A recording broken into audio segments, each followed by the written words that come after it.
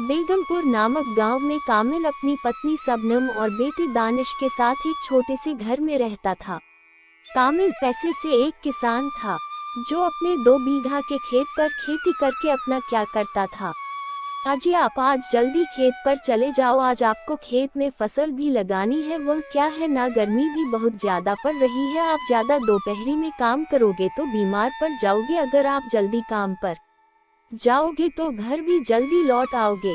हाँ शबनम, तुम बिल्कुल ठीक कह रही हो, आजकल गर्मी इतनी ज्यादा पड़ रही है कि धूप में काम करना मुश्किल हो जाता है। दोपहरी में काम करके ऐसा लगता है कि मैं जान ही ना हो, और अभी तक बारिश भी नहीं आई, मैं फसल को पानी कहाँ से लगाऊंगा, इस तरह तो हमारी सारी फसल खराब हो जाएगी।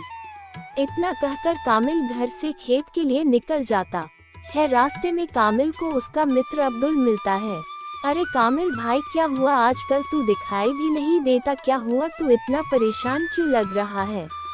क्या बताऊं अब्दुल यार, तुझे तो पता ही है अब की बार बारिश नहीं हुई, जिसकी वजह से फसल को पानी नहीं मिल रहा, सारी फसल दिन प्रतिदिन सूखती जा रही है। इसी बात को लेकर बहुत ही चिंता में हूँ, इस तरह तो मेरी सारी फसल खराब हो जाएगी। अगर मेरी सारी फसल खराब हो गई तो हमारा घर कैसे चलेगा, मेरे पास तो कुछ और काम भी नहीं है जिसे मैं करके अपना घर चला सकूं।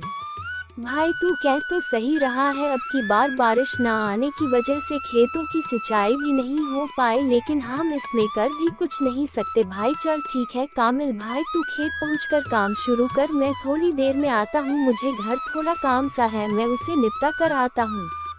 ठीक है तू होकर आ, मैं खेत पहुंचता हूं। 2 घंटे के अंदर कामिल खेतों में सारा काम कर देता है। चलो ये काम तो हो गया, अब खेतों में पानी डालना है, पानी वाला ही काम मुझे सबसे मुश्किल लग रहा है। एक काम करता हूँ, अपने खेत के आसपास कोई कुआं देखता हूँ, क्या पता हमारे खेत के आसपास कोई कुआं ही मिल जाए। कामिल अपने खेत के आसपास कुआं तलाशने लगता है। कुछ देर बाद बीच जंगल में उसे एक कुआं दिखाई देता है। अरे हाँ, लगता है कि यह कुआं काफी वर्षों पुराना है, इसका पानी पीकर देखता हूँ।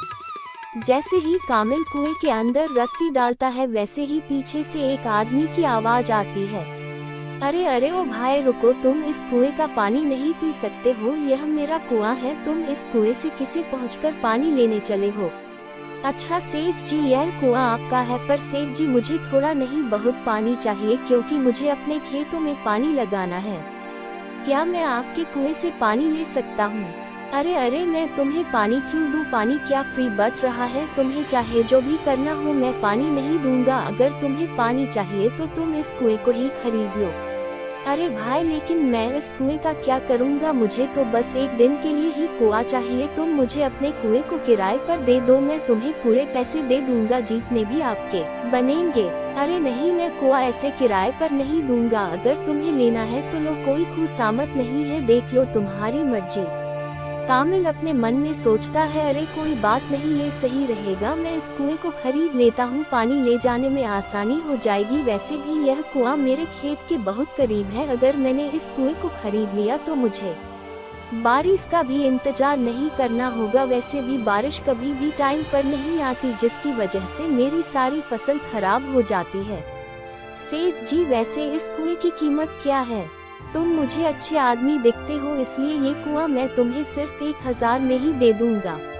अरे सेठ जी, 1000 का कुआं, लेकिन इतने पैसे तो मेरे पास नहीं है, 500 दे सकता हूँ मैं इस कुएं के, क्योंकि मेरे पास इतने पैसे नहीं है, मुझे ये पैसे भी उधार लाने होंगे किसी से। अच्छा, मैं तुम्हें 500 में ये कुआं देने के लिए राजी हूँ, कब दोगे मेरे 500। सेठ जी, तुम मुझे 3 दिन का समय दो, मैं तीसरे दिन तुमसे ये कुआं खरीद लूंगा, ठीक है।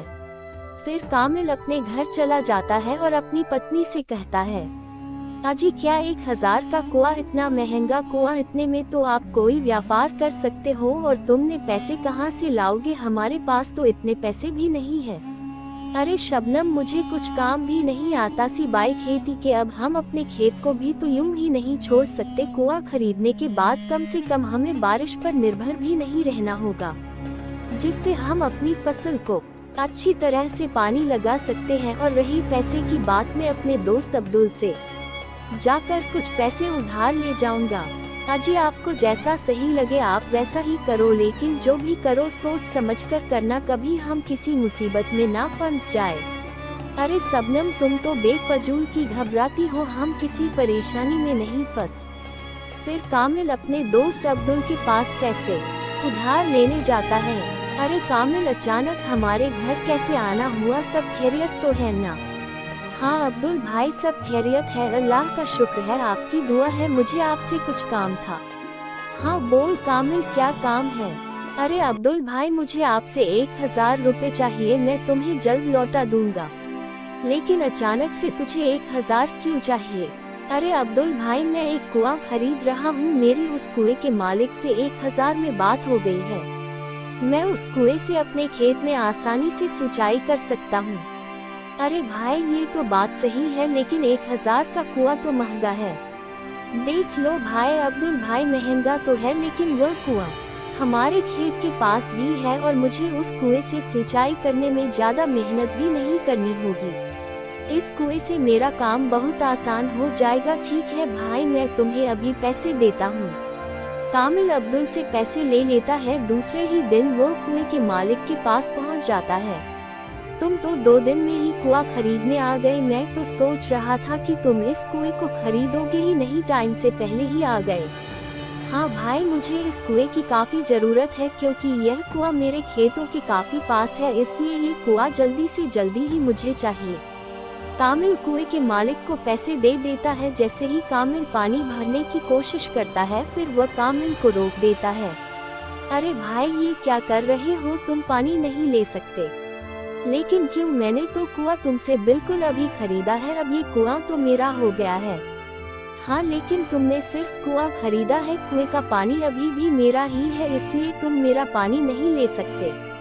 ये तो आपकी गलत बात है, मैंने कुआं खरीदा है तो पानी भी मेरा ही हो गया।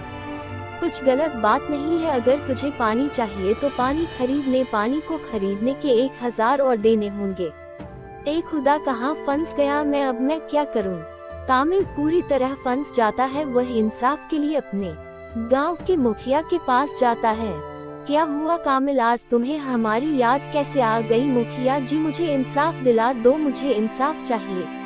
अरे आखिर बात क्या है, पूरा मामला तो बताओ, मैं तुम्हारी बात समझ नहीं पा रहा हूँ। मुखिया जी मैं बताता हूँ। मुखिया जी कामिल ने मुझसे कुआं ही खरीदा है, यह मेरा पानी क्यों ले रहा है? इसका तो बस कुआं ही है, पानी तो अभी भी मेरा ही है। अरे मुखिया जी वही तो मैं भी इसे समझा रहा हूँ, यह मेरी बात मान ही नहीं रहा है। बात तो बिल्कुल ठीक है, तुमने तो कुआं खरीदा था, फिर पानी क्यों मांग रहे हो? पानी तो अभी भी सेठ की सोरी का ही है। अरे मुखिया जी वही तो मैं भी इसे समझा रहा हूँ, यह मेरी बात मान ही नहीं रहा है। अरे कामिल तुम लोगों को कब से ठगने लगे? तुमने कुआं खरीदा था, तुम्हें इसलिए उसका पानी इस्तेमाल नहीं कर सकते हो। मुखिया भी कामिल की मदद नहीं करता। वो उदास होकर अपने दोस्त के पास पहुंचता है और अब्दुल को सारी बात बता देता है। ये बात तो बहुत गलत है, वो उस सेठ ने तुम्हें ठग लिया है। भाई अब मैं क्या करूं, अब बस तुम ही मेरी मदद कर सकते हो। ठीक है भाई हम कल मुखिया जी के पास चले गए, तुम उदास मत हो, सब ठीक हो जाएगा, तू चिंता मत कर। ऐसे लोग को कैसे सबक सिखाया जाता है मैं अच्छी तरह जानता हूँ। अगले दिन कामिल और अब्दुल दोबारा मुखिया के घर पहुंचते हैं। मैंने अपना फैसला सुना दिया है, अब फिर से यहाँ क्यों आए हो? अरे रुकिए मुखिया जी मैं भी कुछ कहना चाहता हूँ। ठीक है तुम भी अपनी बात रख सकते हो। सेठ जी तुम्हार कहने मतलब है कि कामिल ने सिर्फ कुआं खरीदा है, उसका पानी नहीं? हाँ यही बात है, इसने सिर्फ कुआं खरीदा है, पानी अभी भी मेरा है। तो इसका मतलब कुएं का मालिक कामिल है और पानी का मालिक तुम हो, यही बात है ना? हाँ भाई तो तुम मुझे ये बताओ कि कामिल के कुएं में तुम्हारा पानी क्या कर रहा है? अगर तुम्हें पानी चाहिए तो कुएं से निकाल लो और कामिल को कुआं दे दो, इसमें कामिल की तो कोई गलती नहीं है। तुम सही कह रहे हो अब्दुल, ये तो मैंने सोचा ही नहीं, मैंने कामिल को बिना सोचे समझे गलत साबित कर दिया। मुखिया जी अगर सेठ का पानी कामिल के कुएं में है तो इसमें कामिल की कोई गलती नहीं है, वह अपना पानी निकाल सकता है। वो उसकी गलती है कि कामिल के कुएं में उसका पानी है। हाँ किशोर, एक काम करो, तुम जल्द कामिल के कुएं से पानी निकाल लो। अब किशोर सेठ अपने ही जाल में फंस गया। हाँ मुझे मेरा कुआं चाहिए, पानी तुम ही रख लो। किशोर को अपनी हार माननी पड़ती है और कामिल को कुआं और कुएं का पानी देना पड़ता है और कामिल कुआं और कुएं का पानी लेकर बहुत खुश होता है।